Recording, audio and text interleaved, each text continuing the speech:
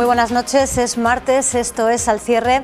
Como saben, cada semana nos damos cita en este programa para abordar cuestiones de actualidad, temas que están sobre la mesa, pero sobre todo cuestiones que a ustedes les preocupan, les ocupan y sobre las que a veces nos surgen determinadas dudas. Da igual si esa cuestión es política, si es económica o si es médica, como es el caso de hoy. La salud es lo más importante y a veces pues tendemos a sobreinformarnos, y nosotros aquí lo que pretendemos es que la información que les llegue sea información veraz, objetiva y además de voces autorizadas para hacerlo.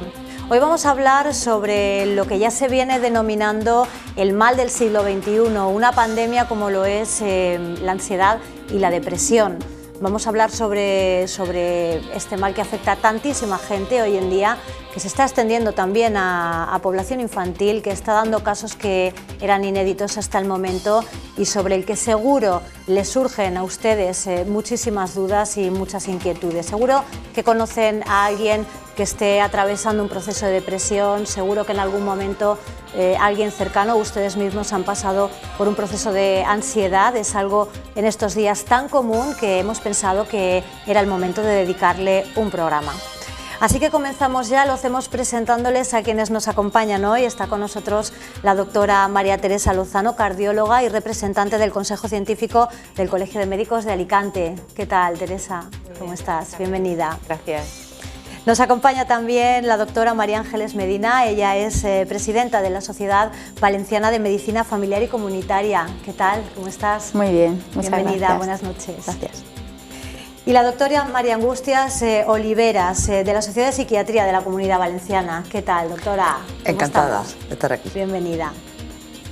Bueno, antes de comenzar, a mí me gustaría resaltar que el hecho de que hoy estéis vosotras aquí y no otras personas, pues es gracias y fruto de esa colaboración que lleváis a cabo dentro del Consejo Científico del Colegio Oficial de Médicos de Alicante. Teresa, cuéntanos un poquito en qué consiste. Bueno, pues el Consejo Científico surgió hace unos meses como iniciativa de esta nueva Junta del Colegio Oficial de Médicos de Alicante, con objeto de aunar a las sociedades científicas que se quisieran adscribir a él para dar información y formación tanto a profesionales como a la población en general, basada en una evidencia científica sólida y evitar así que la población y los profesionales recurran a determinadas fuentes que no tienen la base científica suficiente como para proporcionar una información veraz.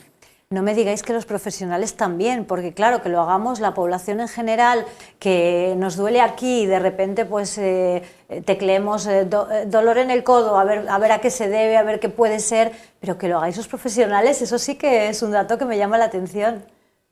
Bueno, algunas veces vamos inconscientemente a las fuentes más rápidas, ¿no? Como puede ser meterte en un buscador de internet y decir, bueno, pues parece que esto va bien, voy a prescribirlo, pero por las prisas o bueno, porque la información debe ser tan amplia a veces que no tenemos tiempo de formarnos en todo, pero bueno, se trata de que el colegio nos dé esa posibilidad y que todos podamos formarnos con nuestro colegio. Y hay mucha información, pero claro, también nos encontramos con mucha desinformación, y si esto es peligroso en cualquier otra cuestión, cuando hablamos de salud puede ser realmente muy preocupante, ¿no? Sí, efectivamente. Aquí ya pues entra en juego este bien tan preciado como tú bien has remarcado, como es la salud de la población, y muchas veces pues el boca a boca hace que al final se vayan extendiendo bulos o información falsa que puede desembocar en prácticas no deseadas. Claro.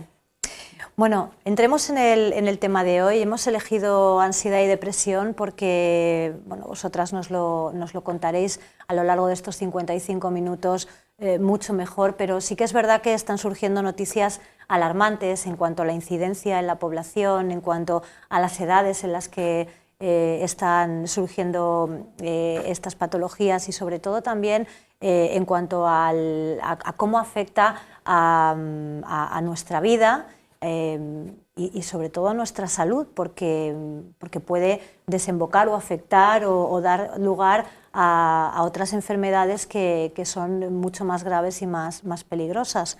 Pero sobre todo me gustaría también que tratásemos de ponernos hoy en el lugar de esas personas que padecen depresión, que son quizá las grandes incomprendidas, que son esas personas, todos entendemos un cáncer, todos entendemos una diabetes, pero cuando te hablan de depresión dices, bueno, pero si tú estás bien, pero si no tienes problemas, pero es a veces la frase más utilizada, pero ¿por qué estás triste? ¿Pero qué te pasa? Y bueno, pues también me gustaría que lo enfocásemos desde ese punto de vista, desde la soledad quizá de esas personas que padecen estas enfermedades y que son quizá las grandes incomprendidas de todo el conjunto de enfermos que existe. Sí. Pero empecemos desde el principio, María Angustias. Precisamente a cuenta de lo que ha dicho María Teresa, sí. Yo tengo que hablar de los falsos profetas, porque la gente no habla, o no, cualquiera se siente con derecho a hablar de las emociones y de los sentimientos de otros. Tú a uno que se ha roto el fémur no le dices lo que tienes que hacer es correr, o a uno que tiene un infarto le dices, ay, ¿cómo te lo vas a tomar así? En cambio uno puede tener una depresión muy grave, muy severa, que no siempre es tan triste, sino que es otro tipo de manifestaciones, sí. Y todo el mundo se siente con derecho, y quizás en este área es donde más falsos profetas hay, más los cuentos. No te curas con un cuento de Pablo Coelho, claro. Por bueno que sea, que te puede ayudar mucho, pero todo el mundo se cree con derecho a saber de ansiedad, depresión y de consejos, y entonces por eso ha sido oportunísimo el decir esto. Y luego también otra cosa que por lo menos en mi especialidad pasa, es la información que aunque sea veraz tiene que estar contextualizada, porque claro, es real, pero es una fuente y está escrita, o lo que se pone no es para que entre alguien en una página porque es un profano y no lo va a entender bien. Y llegan, en psiquiatría se llega a unos niveles que en vuestras especialidades no llega. Porque no llegan a eso, se cortan antes. Y en cambio en lo nuestro sí que siguen y se creen con derecho y todo el mundo opina. Y bueno, y no es así. No debe ser cuando de verdad están enfermos. Claro, claro. Es cierto, cuando se habla, los medios de comunicación sabéis que somos un poco exagerados a veces, pero también es verdad que hay datos que lo corroboran. Es cierto que es el mal del siglo XXI, la ansiedad, la depresión. Bueno, yo quiero decir, dándole un enfoque positivo a la tertulia que vamos a tener hoy, y nada catastrofista, ¿de acuerdo? Porque hace falta ser optimista en el entorno que nos rodea actualmente. Los tiempos son difíciles, claro. Entonces podríamos encontrar a cada instante motivos por los cuales tener un malestar psicológico, y encontrarlo, buscarlo y encontrarlo es fácil. Sin embargo, tenemos que ser capaces de valorar si ese problema, esa queja, realmente es o no es un problema de salud mental. Ahí está la diferencia, porque motivos hay varios todos los días que nos generan insatisfacción, que nos frustran, pero tenemos que ser cautos de no medicalizar la vida en general o psiquiatrizar en particular en el tema que nos ocupa hoy, que es la salud mental. Claro. Desde ese enfoque, deciros que nosotros, los médicos de familia, que somos la puerta más accesible del sistema sanitario, es cierto que 1 de cada 4 pacientes que acuden a nuestras consultas viene refiriéndonos síntomas relacionados con un disconfort emocional que puede o no ser ansiedad, depresión. Pero es verdad que las estadísticas son esas, 1 de cada 4, se habla de un 20% de la población, y más o menos es así en el entorno de otros países europeos. Entonces sí, es bastante prevalente. Hay muchos condicionantes físicos y sociales en esta última década, sobre todo de la crisis tan tremenda que hemos vivido, que ha hecho que tengamos esta realidad y también esta sensación. O sea que no nos tenemos que, me gustaría ser la parte más optimista de la tertulia, no tenemos que dejarnos llevar por el catastrofismo, porque desde ahí creo que no es constructivo hablar de la salud mental. Claro. Creo que tenemos que ser positivos y trabajar conjuntamente con la población y hablar. A lo largo de la tertulia desarrollaremos, sí, es verdad, Pandemia, no sé, es que es duro pandemia, ¿eh? Sí. Es muy dura la palabra pandemia. Es que ahora quizá... Es muy dura, muy dura, muy dura. Nombran, es que ahora quizá lo nombran. Pero... También es verdad que nosotros tuvimos que cambiar el nombre porque psiquiatría sonaba y además se asociaba a los psiquiátricos y a los manicomios y a los trastornos mentales graves. Y es verdad que desde que empezó, coincidiendo con el desarrollo, con una mejor calidad, con un mayor nivel de vida, empezaron a tener también exigencias más altas y a abordarse a lo que se ha dicho trastorno mental común. Y entonces se ve que, como su nombre indica, es común y no es tampoco un trastorno grave. El problema lo tienen ellos, realmente, y es un mensaje que siempre lo hemos tenido. Y yo, cuando tenía responsabilidades asistenciales, es que los médicos de familia son los que tienen que decidir. Claro, ellos hacen la criba. Si es caso, porque no hay, es que no hay un límite, ese es el problema, que no es una categoría, es dimensional. Todos podemos estar angustiados y por una temporada.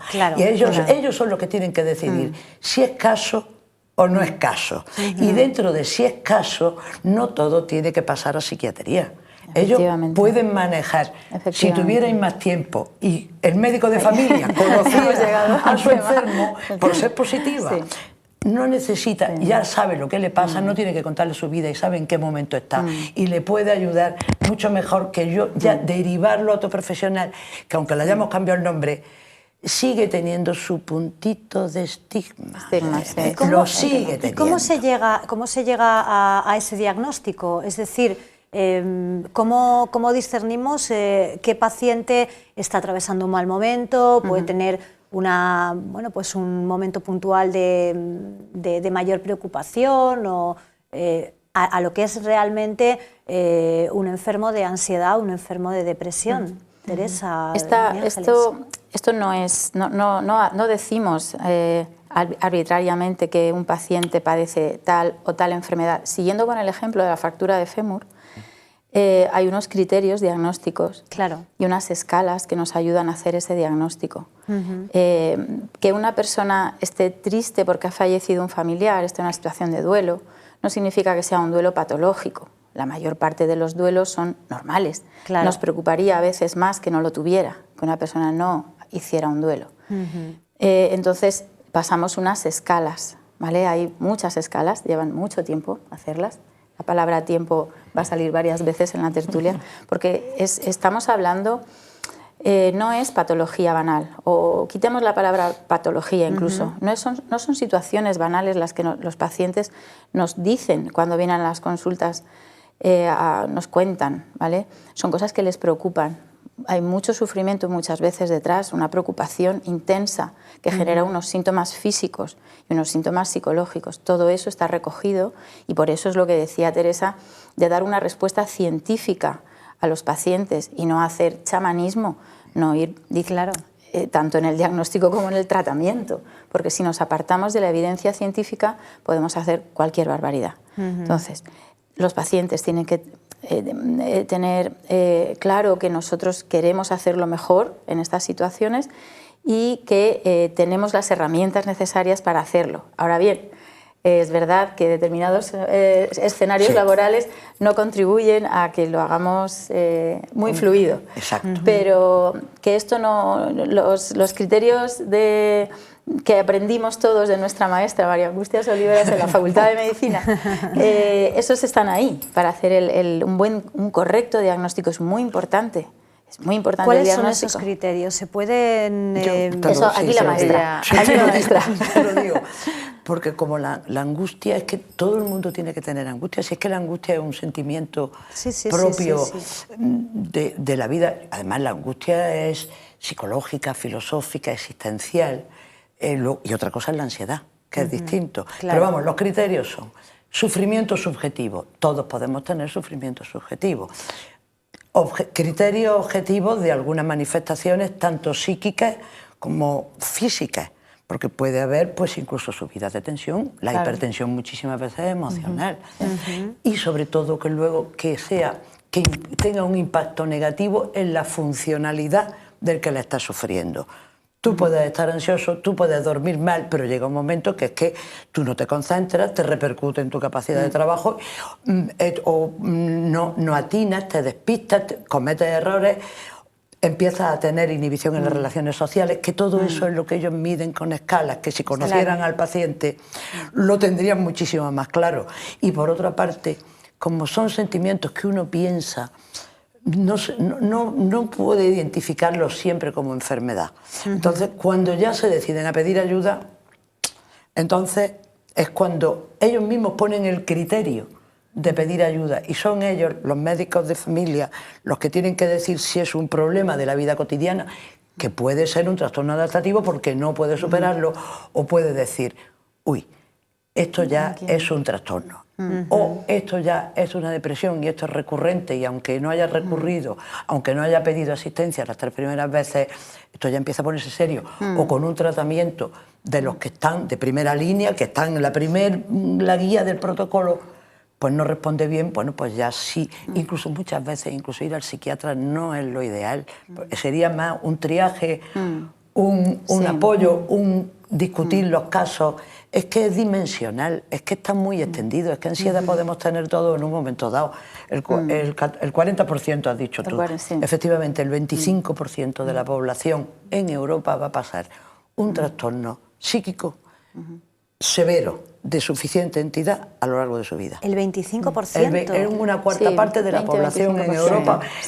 A los que van a la consulta, 1 de cada 4 de nuestras van consultas, a vuestras consultas, y 1 de cada 5 va de verdad a tener un problema de trastorno mental. Y esto es algo que ha aparecido ahora, de un tiempo a esta parte, o son unos datos que ya... Es decir, ¿está ocurriendo algo en este momento que nos haga pensar que hay un repunte o que hay un crecimiento de estos casos?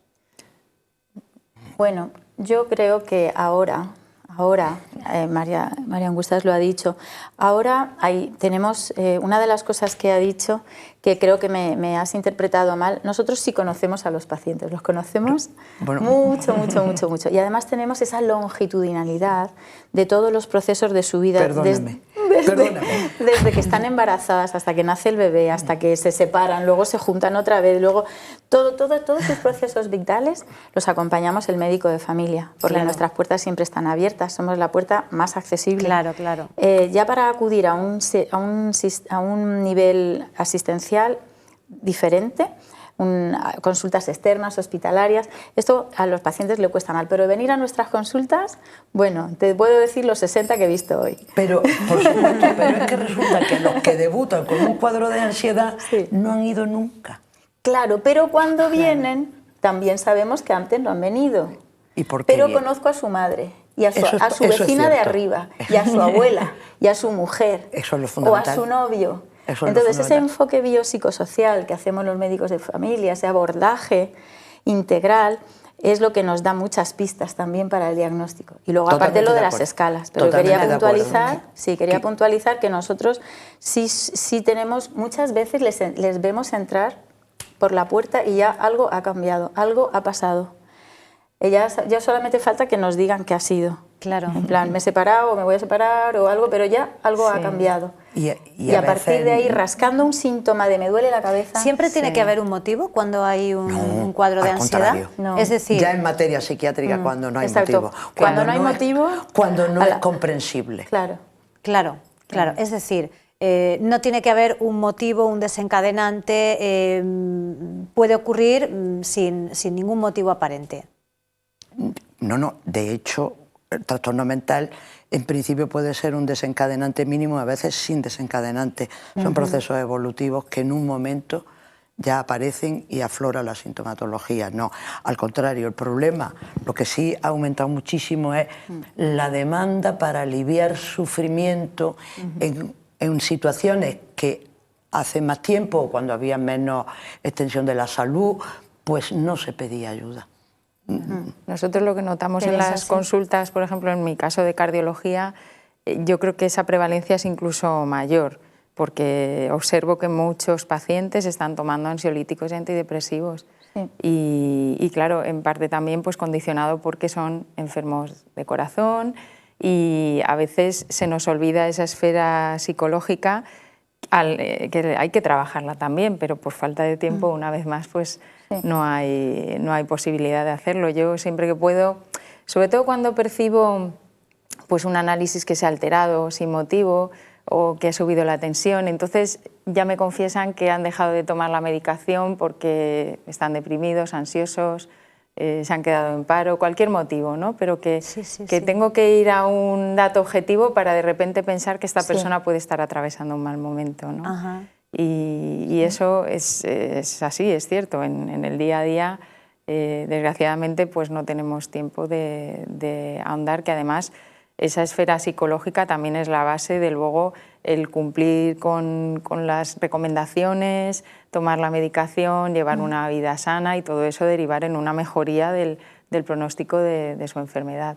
Y además disminuir las visitas, porque muchas veces la gente que padece estos trastornos pues tiene cierto grado de hipocondria, ¿no? Y entonces cualquier molestia del pecho, cualquier síntoma, acuden a urgencias o piden una cita antes de lo que les toca, y realmente lo que hay que hacer es tratar esa esfera psicológica, no siempre con fármacos, que yo creo que la gente parece que está esperando que le des un fármaco para que se le pase la ansiedad. Muchas veces hay que trabajar otros aspectos, ¿no? Claro. Ese es uno de los síntomas, el que ha dicho ella. Uno de los síntomas de la angustia y la ansiedad patológica es la interpretación hipocondriforme de un funcionamiento corporal que nunca es perfecto, pero es un funcionamiento corporal y es la interpretación. Ay, ya no puedo respirar, pues ya tengo un cáncer de pulmón. Ay, pues ya me está dando otra vez el infarto.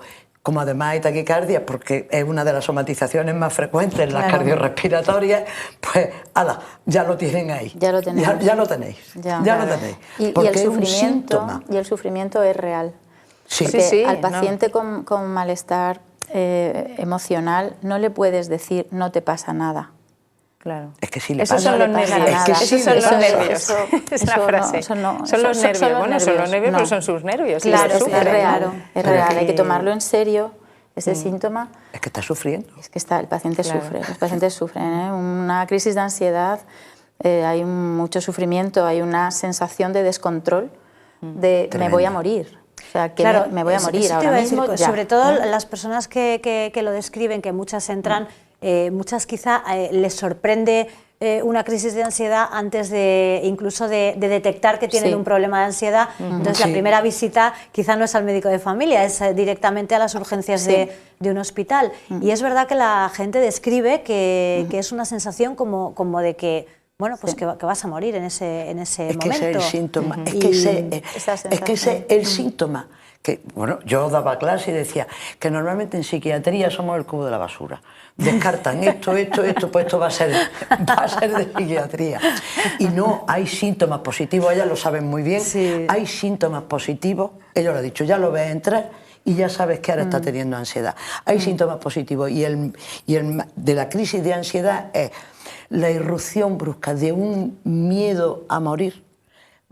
Te sientes de verdad que te vas a morir, pero no identificas el peligro, con lo cual lleva todas las somatizaciones propias de una situación de peligro, la taquicardia, la respiración, el corte de digestión, te contrae, te circula mal la sangre, con lo cual empiezas a tener hormigueo en las manos, pero los síntomas positivos, no positivos, positivos para diagnosticar, decir, no, vamos a echarlo por aquí.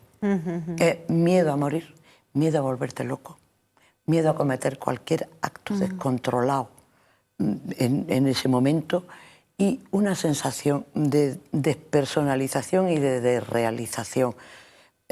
Me encuentro extraño, como si estuviera en sueños, como si lo viera, como si estuvieran, se sienten muchas veces como si estuvieran dentro de una urna, como un cristal, como que no le, y a ellos les suena mal su voz, y es objetivo, pero es porque tienen tan contraídos los trapecios que afecta a la circulación del oído. Si todo tiene una explicación, pero ellos no lo viven así. Claro. Se asustan mucho. Se asustan mucho. Muchísimo. Por eso le llaman ataques de pánico. Sí, luego está la ansiedad crónica, ¿no? Que eso ya es lo que luego finalmente muchas veces deriva en la depresión. Eso quizá, porque tú has dicho, yo voy a nombrar ahora, quiero recordar, voy a decir una cosa muy antigua y una cosa muy moderna. Todo lo que entra dentro de ansiedad y depresión, no estamos hablando de depresión, de un trastorno bipolar, de una depresión endógena, de una depresión. Estamos hablando de casi el malestar de la vida cotidiana, pero llegando a enfermedad. Antes es que todo eso era lo que antes se llamaba neurosis. Y la neurosis sí que estaba definida por exclusión. Si está mal psíquicamente y no está loco, pues es un neurótico, más o menos, muy clásica simple. esa clasificación clásica. Pero la clasificación es de Kraepelin, de 1876, que es como, por así decir, el padre de la psiquiatría como ciencia. Entonces, las neurosis estaban muy bien definidas, de ahí empiezan los famosos trastornos por estrés postraumático, eran neurosis de guerra. Sí, claro. Fíjate qué fácil. Y eso sí que era con un acontecimiento que le había desencadenado, pero en personas vulnerables, pues conseguía destrozarle la vida eternamente. Y luego eso lo cogió Freud y el psicoanálisis. Y empezó a analizar la neurosis desde el punto de vista psicoanalítico. Y claro, cuando ya se llegó a los años, salvo López Ibor, padre, que en 1957 dijo que no, que las neurosis eran enfermedades del ánimo. La neurosis seria, no estamos hablando de un trastorno adaptativo. Claro. Nadie le hizo caso, porque pensaron que era porque iba contra Freud, porque aquello de la desinhibición y de que, como decía, que era por el impulso de placer reprimido, y aquí estábamos con esta civilización judio-cristiana, pues le dije, no le hicieron mucho caso. Y entonces, cuando en los 80 empezó la psiquiatría biológica, sabiendo que había una base, que no somos cuerpo y alma, que somos lo que somos, que no hay, que Descartes se equivocó, que no es lo cognitivo, que somos lo que somos, y a veces no podemos razonar y a veces la razón no puede con el corazón y otras viceversa. Entonces empezaron a clasificar. Y para quitarle el concepto psicoanalítico, aunque el concepto psicoanalítico es muy bueno, la ansiedad patológica hay que interpretarla como el dolor físico. Lo que te dice tu cerebro, tu alma, tu vida, tu espíritu o tu núcleo social, que algo va mal y que no estás pudiendo con ello. Más o menos, a partir de ella empezaron con todos los trastornos por angustia, le quitaron otro que quitaron el nombre, la histeria. Ahora son disociativos y conversivos. Y entre medias sale la fibromialgia. Es un tema también. Es una enfermedad preciosa de construcción social.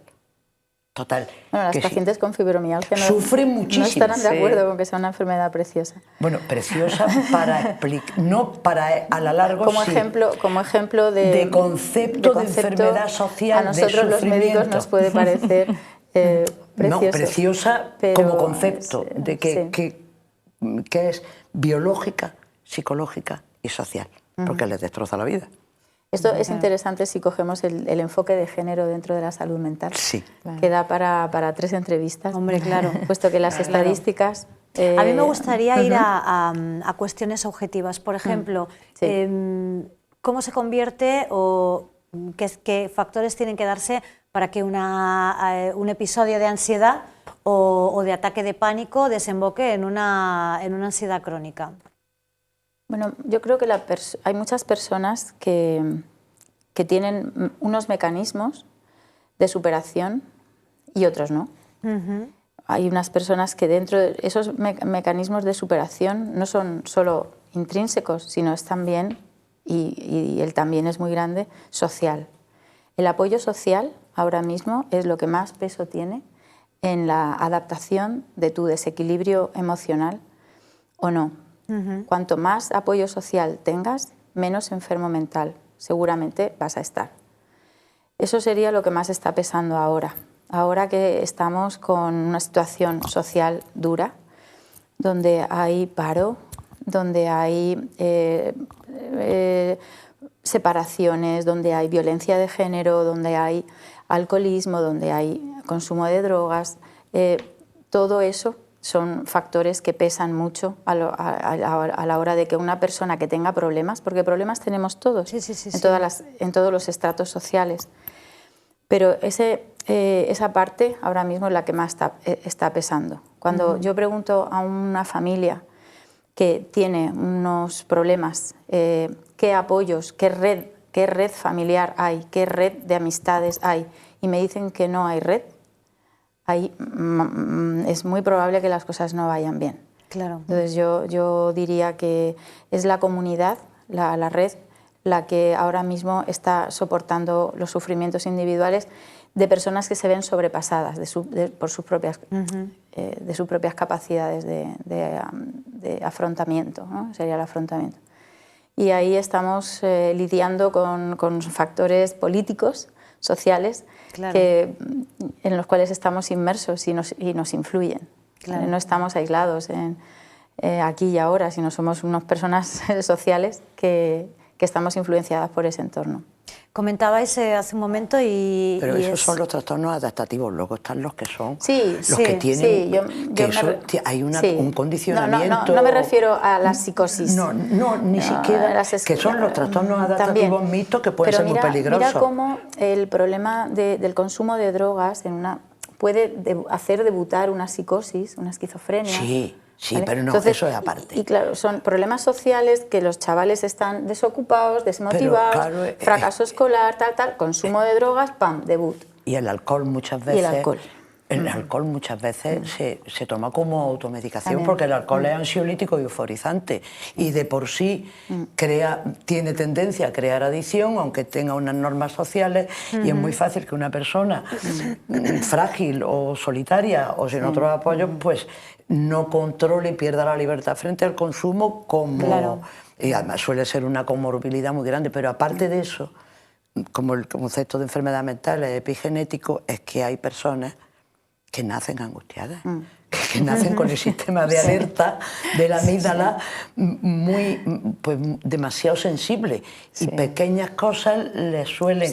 y eso ya sí que tienen un trastorno por ansiedad generalizado. Eso es de inicio en la infancia, el trastorno por ansiedad generalizado.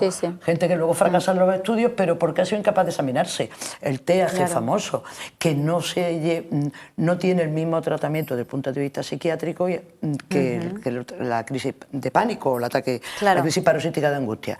Que luego además los TAG mal llevados, cuando ya son mayores, son los que hacen estas depresiones tórpidas. No llegan a ser muy agudas, pero son muy, muy rebeldes, porque en el fondo es que se le han agotado ya todos los recursos. Ha ido aguantando sus temores anticipatorios, sus condiciones negativas, el ISI, la hiperprotección, y llega un momento que ya no puede. Eso no tiene nada que ver. Eso puede que tengan crisis parasítica de angustia o no. Los fóbicos a veces debutan con una crisis parasítica, pero la fobia empieza antes, evitando el objeto que sabe o que él cree que le va a dar una crisis parasítica si se encuentra. Pero eso ya sí que es patología perfectamente delimitada. O los somatizadores. Podríamos hablar del síndrome de Da Costa. Los somatizadores que lo que no tienen síntomas psíquicos, son físicos. Esto sí que los distingue, eso sí que es totalmente el médico de familia el que tiene que conllevarlo a lo largo de toda su periplo. Porque son somatizadores. Desde el principio de somatización, habéis hablado de somatización, habéis hablado de hipocondría, habéis hablado de todo esto asociado a la ansiedad, a la depresión. ¿Es posible, Teresa, somatizar hasta tal punto que lleguemos a afectar o a padecer o a provocarnos nosotros mismos a raíz de una crisis o de un episodio de ansiedad o de un trastorno de ansiedad una enfermedad más seria? Sí. Eso está descrito y demostrado. De hecho, hay determinados trastornos que son desencadenados por un estrés psicológico. Hay una enfermedad en concreto que se llama miocardiopatía inducida por el estrés, que es una entidad descrita pues, hace un par de décadas, no antes.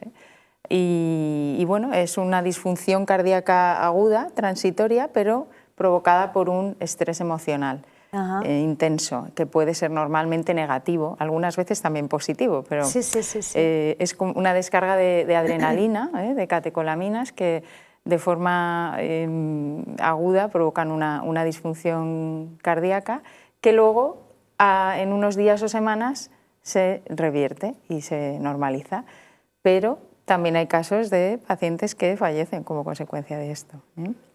Es decir, que hay pacientes que no revierte esa situación, ¿no? Sí, normalmente revierte, pero en un porcentaje muy pequeño de casos está la disfunción cardíaca que provoca que, bueno, que no somos capaces de poder dar un tratamiento de soporte al paciente a lo largo de los días que necesita para que eso revierta y finalmente pues pueden fallecer o tener arritmias graves y sí, está descrito, vamos. Influye mucho, el estado de ánimo influye mucho, sí. Efectivamente, también en el desarrollo de otras patologías. Ahí vamos, el estado de ánimo, se está hablando tanto de la capacidad de nosotros mismos, digamos, autodestruirnos o generarnos una enfermedad a raíz de un estado de ánimo negativo. ¿Hasta qué punto podemos tomar esta información, coger esta información como algo? Bueno, hay estudios científicos ya muy avalados, pero ¿qué pensáis vosotras? Bueno, no sé si vas por el tema de la bioneuroemoción, que es una pseudociencia. Sí. ¿Vale? ¿Verdad? Estamos totalmente en contra de esta corriente pseudoterapéutica, no tiene una base científica. Las emociones, que yo diga que, por ser yo, que he empezado diciendo que quiero ser positiva, si yo tuviera cáncer de mama yo diría que con mi visión positiva del cáncer de mama me voy a curar, eso es mentira. A los pacientes se les está engañando con esto. Y son precisamente los pacientes más vulnerables, los que están en una situación de cáncer, enfermedades crónicas, enfermedades degenerativas, a los que se les toma mucho el pelo con estos conceptos, ¿vale? Si bien cuando uno es normal que tenga miedo, que tenga agobio, angustia, como tú le llamas, que tenga ante una enfermedad recién diagnosticada de la envergadura de un cáncer, ¿vale? No le podemos decir que eso se va a curar siendo positivo. Claro. ¿Vale? Es normal que tenga miedo, hay que darle espacio para tener miedo, ese miedo es normal. Y que incluso normal, que entre un poco en autocompasión, es que es normal. Es que cualquier persona en esa situación también tendría emociones negativas. Claro. Hay que apoyarle de otra manera, porque claro, es que eso entonces ahí los síntomas psíquicos, psicopatológicos, son secundarios acompañantes, coincidentes, pero el trastorno nuclear es físico. Es que una persona que ha tenido un infarto severo, que no le han podido, pues es lógico que tenga sus precauciones y sus prevenciones. Y ahora yo quería decir una cosa acerca de la angustia, que no es lo mismo que la ansiedad es la prisa, el descontrol del reloj biológico y el reloj cronológico, esto que se nota cuando la charla es muy larga, que ya empiezan a moverse por la hiperactividad porque nos queremos ir, y la depresión, que no todas las depresiones es lo que la gente entiende por depresión. Por ejemplo, un depresivo no tiene por qué estar triste, al contrario, el que está triste, pues sí, tiene síntomas depresivos, pero no es una depresión severa de verdad, no está triste, no llega ni a eso. Sí, es un vacío, es otra cosa. Es una anedonia. Eso, el vacío, la anedonia, es distinto. Entonces eso lo ha dicho Tomás Cantó, que también, precisamente porque es infantil, ahora que vamos a entrar con eso, dice que con esto de la angustia, como estaba lo de la angustia existencial y la ansiedad, y en inglés no hay solo anxiety, y confunden ansiedad y angustia, y nosotros estamos invadidos por la terminología, dice, es que con la angustia hay que hacer como con la Real Academia, es de Tomás Cantó, el psiquiatra infantil. Hay que fijarla, limpiarla y darle esplendor. Es decir, colocarla bien y tener sus límites y sacar lo positivo que se puede tener de eso. Lo digo porque lo ha puesto. Dime. Tenemos que hacer una pausa, vamos a publicidad y enseguida continuamos hablando. ¿Os parece? Muy bien, cojamos aire. Volvemos en unos minutitos, hasta ahora mismo.